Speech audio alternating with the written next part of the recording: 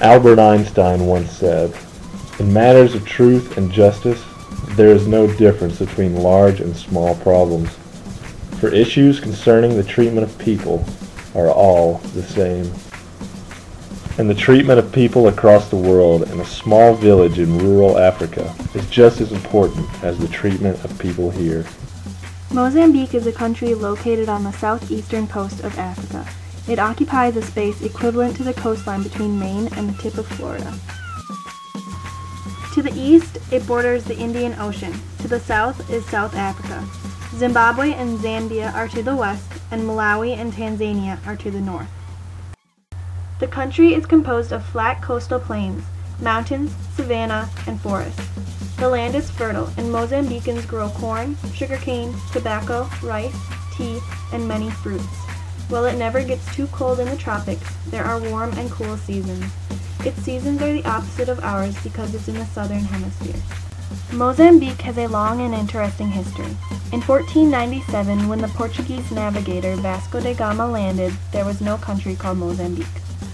The area now known as Mozambique was drawn by European politicians in 1884 as they divided Africa into colonies that each European nation would control. Mozambique was given to Portugal, who had long used its trading posts.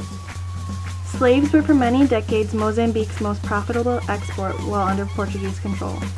While under their control, the Portuguese also built roads, schools, hospitals, and government structures in Mozambique.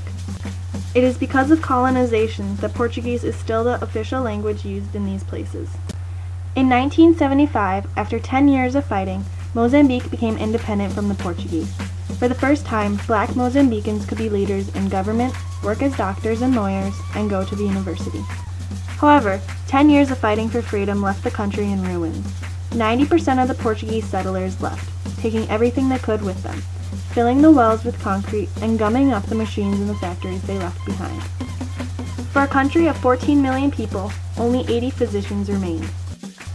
Soon following independence, another war broke out against the newly independent black government, instigated by apartheid South Africa, where blacks were not equal to whites. Because of this, the country suffered severe food shortages and famine. In 1990, war left Mozambique the poorest country in the world. Although peace came in 1992, the country is still currently recovering from the damages of nearly 3 decades of war. The average life expectancy in Mozambique is 48 years old. For comparison, the average life expectancy in the U.S. is 78 years old. The challenges facing the country continue to be immense. HIV spread significantly during the war, as people were separated from their families and traveled great distances across the country to look for safety. 1 out of 6 Mozambicans is infected. The war, and now HIV, have left many families broken and many children orphaned. Public infrastructure like water and electricity are still being repaired from war damages. City services like hospitals are still struggling to accommodate to the enormous slums that sprung up around city centers as people fled the countryside for safety. Mozambique is still among the 20 poorest countries in the world.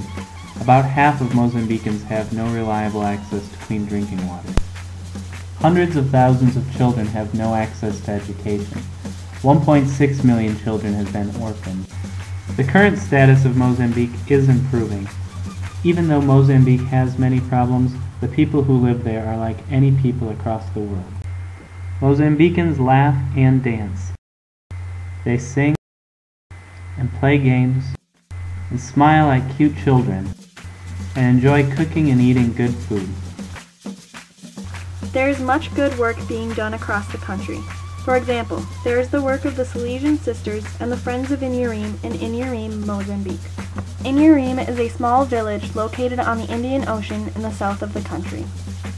Knowing that educating children can greatly reduce poverty and improve children's lives, the Salesian Sisters of Mozambique founded the Casa Laura Vicuna in Inhurim in 2004. The sisters offer various services to meet the needs of the community. There is an orphanage which provides a home for 90 girls aged 3 and above, as well as a school ranging from pre-K to 12th grade. There are literacy classes for local women, meals, and support for children whose families are too poor to feed their own children. From 2007 to 2009, my sister-in-law Mary Rashabi lived and worked at the Casa Laura Vicuna. My brother Matthew was a Peace Corps volunteer in another Mozambican village. In 2009, my sister-in-law Mary created the non-profit organization Friends of Inyurim to expand and support the work of the Salesian Sisters. Friends of Inyurim sponsors 3 projects. The first project is the provision of nutritional and educational support to individual children through a sponsorship program that pairs sponsors in the U.S. with children in Inyurim who do not otherwise have access to these resources. The second project is the provision of school lunches to children at the Laura Vicuna primary and secondary schools who often otherwise would not have anything to eat during the school day. The last program provides health care and milk for infants whose mothers cannot breastfeed due to diseases such as HIV or because the children are orphaned. Although the sisters are very skilled at stretching every cent, the number of children in need continues to outpace the money available. Friends of Inyurim was created to allow people in the U.S. to help address the needs of children in Inyurim. People can sponsor a child for $120 a year or make any size donation to support the Formula Milk Project or the school lunch program.